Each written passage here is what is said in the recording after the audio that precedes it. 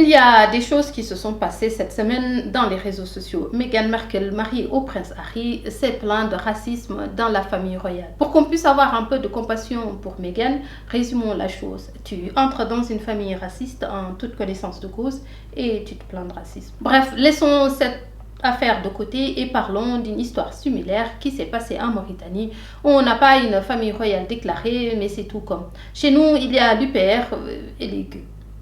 On a vu sur les réseaux sociaux lors de la journée du 8 mars, même pas la peine de revenir sur la nullité de cette journée, donc des Noirs mauritaniennes membres de l'UPR indignées que les femmes arabes aient monopolisé la parole et qu'elles se soient exprimées exclusivement en arabe. Je rappelle que l'UPR est le parti au pouvoir, c'est un parti fondé par des Arabes qui sont liés au génocide des Noirs, des coups d'État, de l'expropriation des terres, des déportations des Noirs, un parti qui a renforcé l'exclusion des Noirs par l'arabisation forcée.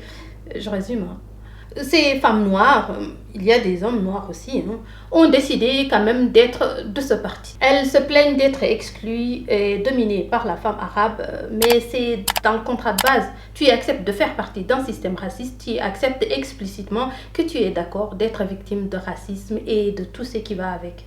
Si tu as un poste, une nomination, une reconnaissance, c'est uniquement pour te remercier d'accepter qu'ils puissent continuer à perpétuer cette violence sur toi et tes semblables. Tu es la caution de tout ce que tes semblables subissent, donc tu es seul responsable de ce qui t'arrive et de la perpétuation du système. Vous êtes aussi responsable du racisme que subissent tous les Mauritaniens parce que vous aidez ce système à vivre. On ne met pas sa main dans la bouche d'un chien enragé et affamé et se plaindre de sa morsure. Mais cela, c'est mon avis et je vous laisse écouter ce qu'en pense Dieynaba Diom. Elle est mauritanienne, féministe et femme politique. On l'écoute. Les femmes de l'UPR qui se sont plaintes dernièrement du fait que leur langue n'est pas utilisée dans les activités du parti, notamment l'activité du 8 mars, il faudra souligner qu'il y a déjà un problème de cohérence. L'UPR étant le parti miroir qui représente le système ici en Mauritanie, un système qu'on sait qui est très raciste, un système qui prône l'arabité, un système qui prône la Mauritanie blanche et arabe. Donc être membre d'abord de ce parti voudrait dire en fait que vous reconnaissez, que vous cautionnez et que vous êtes d'accord avec ce système. Donc le reconnaître, le cautionner et le promouvoir, vous ne pouvez pas encore vous plaindre du fait que, donc vous ne pouvez plus vous plaindre en fait du fait que votre langue ne soit pas utilisée. Car pour qu'elle soit utilisée, il faudra d'abord qu'elle soit reconnue. Il faudrait même que cette personne qui dise que sa langue n'est pas reconnue, il faudra même qu'elle soit considérée comme étant une Mauritanienne à part entière. Donc il y a un vrai problème de cohérence et je pense qu'elles se sont tout simplement trompées de parti. Les femmes doivent en plus faire face à une augmentation des violences domestiques, des violences sexuelles, du chômage et de la pauvreté, mais aussi la réduction de leur accès aux services de santé sexuelle et reproductive. Bien que de nombreux progrès aient été réalisés, les femmes en Mauritanie doivent encore faire face à d'importantes inégalités.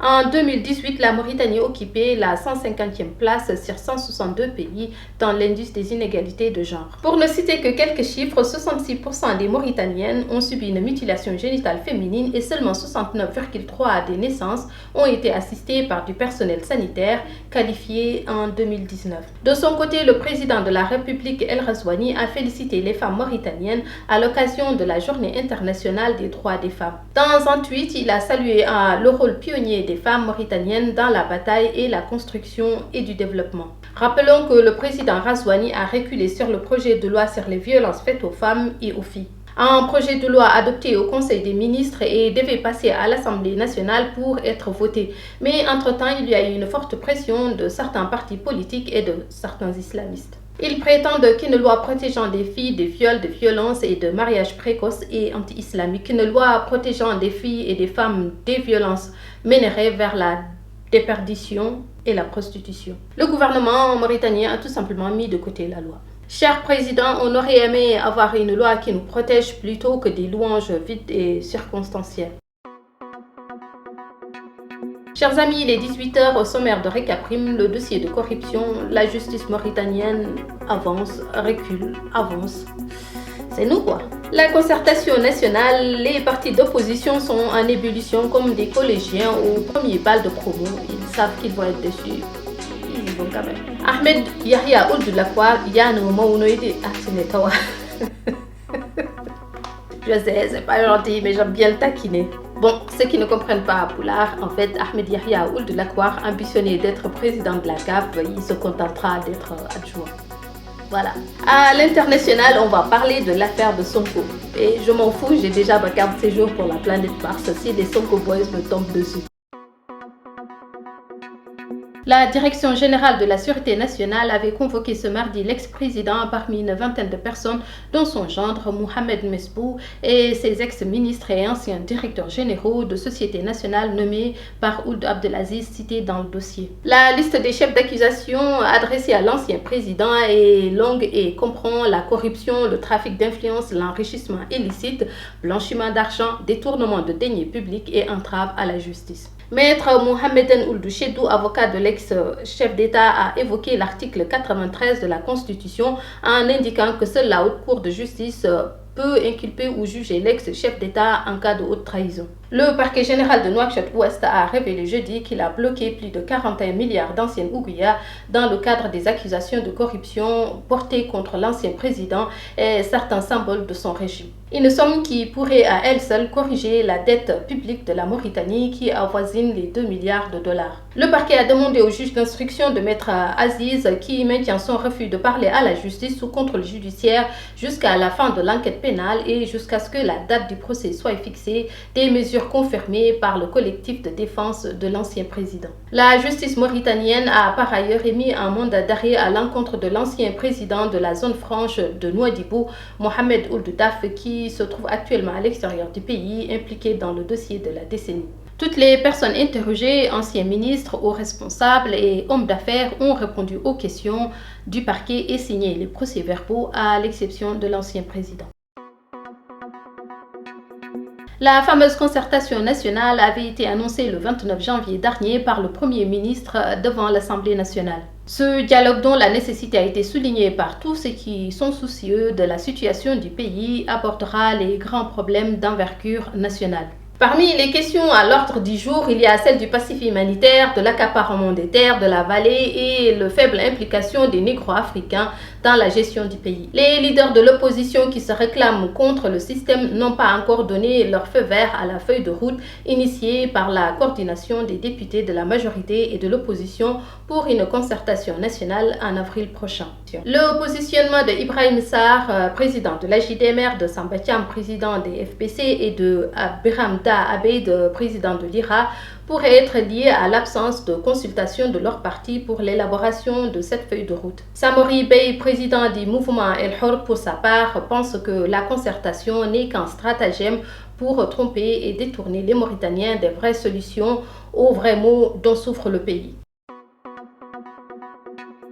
Le mouvement d'émancipation des Haratines a débuté avec le docteur Mohamed Yahya Ould Siré, Bilal Ould Warzik et Amar Ould Ahmed Deina en 1974 à l'ENA à Nouakchott. L'idée a séduit alors quelques jeunes Haratines, d'où la création du mouvement le 5 mars 1978. L'organisation humanitaire SOS Esclaves a célébré le 6 mars la journée nationale de lutte contre l'esclavage.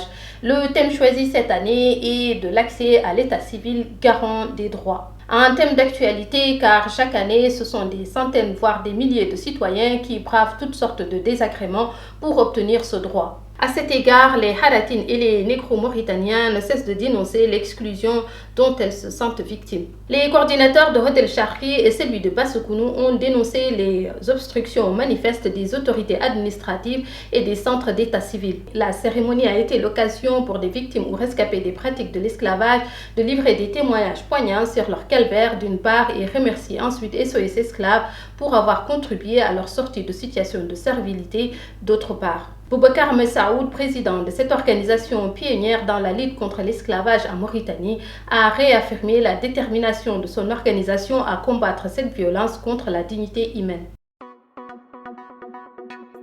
Plusieurs milliers de paysans de la région d'Ibraktan, dans le département de Bogué, habitants et des communes de Dar el-Barka et de Ould Birom, sont mobilisés depuis quelques jours pour empêcher un projet agricole initié en 2015. Un conflit foncier opposant l'autorité arabe pour l'agriculture et l'investissement aux communautés de paysans issus de communautés de Dar el-Barka et de Ould Birom, provoquant une vive tension suite à l'arrivée sur les lieux d'engins pour l'aménagement de 3200 hectares.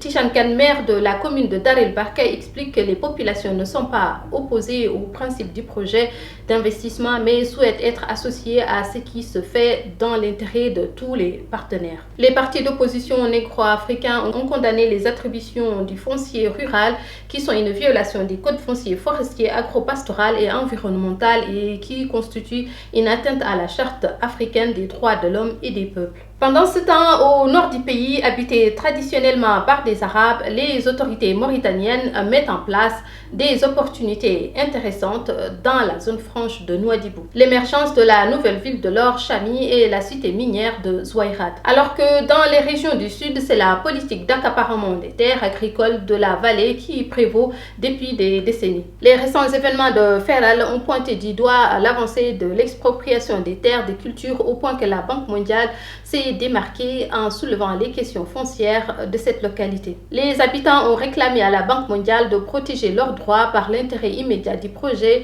qui a été conçu et structuré sans eux sur la base d'un acte de spoliation de leurs terres. Ils ont réclamé le gel des financements octroyés par la Banque mondiale. Ils ont notamment demandé l'appui de l'institution pour la réalisation du barrage de Dirol, dont l'impact sera un réel plus pour toutes les populations du département.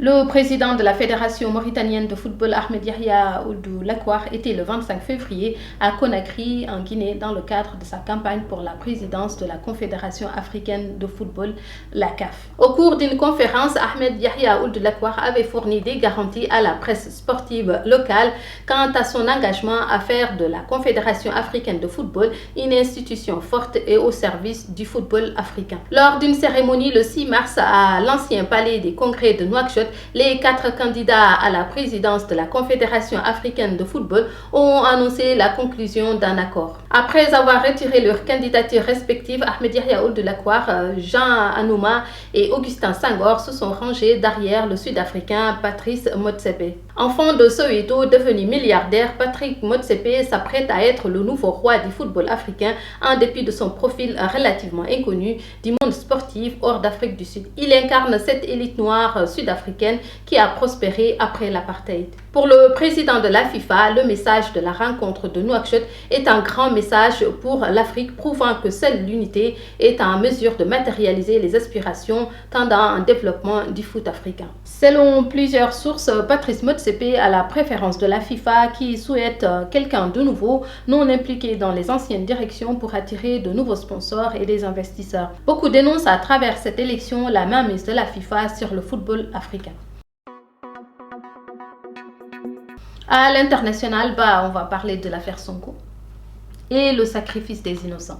Le Sénégal, d'ordinaire considéré comme un îlot de stabilité en Afrique de l'Ouest, a été littéralement saisi par la fièvre ces derniers jours. Des manifestations violentes et des émeutes ont fait 5 morts sur le territoire selon les chiffres officiels, 8 selon Amnesty International. Les revendications ont dépassé l'affaire Sonko. Elles sont devenues l'expression d'une frustration sociale dans un pays dont l'économie, longtemps dynamique, a été durement frappée par la pandémie de Covid-19 et les mesures prises pour la freiner. Le président sénégalais Macky Sall a décrété un deuil national à la mémoire des défunts pour la journée du jeudi après les manifestations. Macky Sall appelle à l'apaisement face aux troubles alors que Sonko réclame une mobilisation beaucoup plus importante. Il dénonce un complot pour l'écarter de la course à la présidentielle. Avant lui, Idrissa Seck, Karim Wade et Khalifa Sall ont connu des déboires judiciaires ravageurs pour leur carrière. Pour ses partisans, ces accusations sont une aubaine pour le chef de l'État qui se débarrasserait ainsi d'un nouvel adversaire encombrant.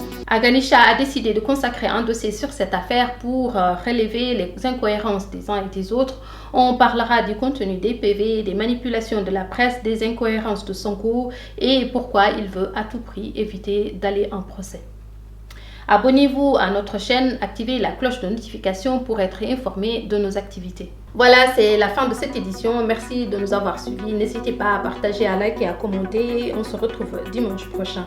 En attendant, prenez soin de vous et de vos proches.